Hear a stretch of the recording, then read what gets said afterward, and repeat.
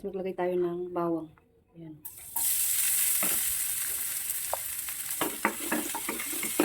Lagay ko na rin po yung sibuyas.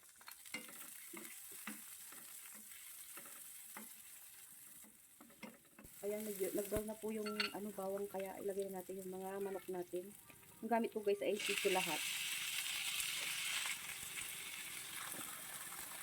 Kasi yan ang gusto ng mga anak ko, yung purong laman. Ayan.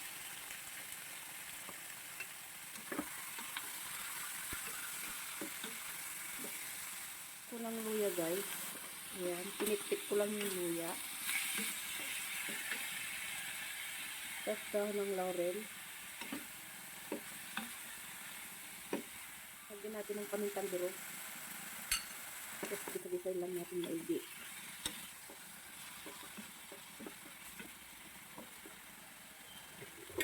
Takpan ko para magisang maigi.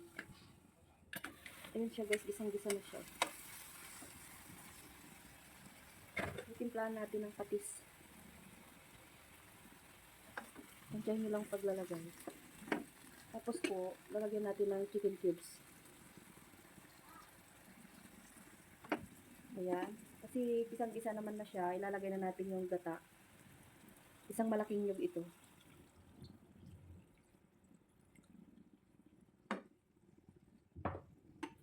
Ayan, isimmer lang natin. Palambutin natin yung manok.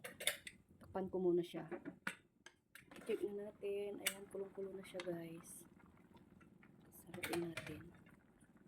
Tapos titimplahan ko na siya ng curry powder.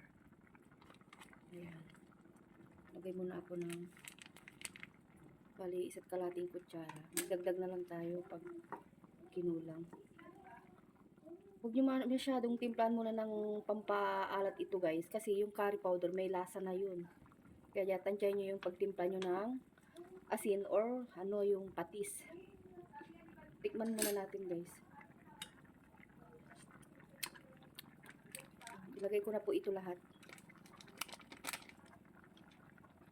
Ayan. Tapos ilalagay ko na rin po yung mga gulay natin.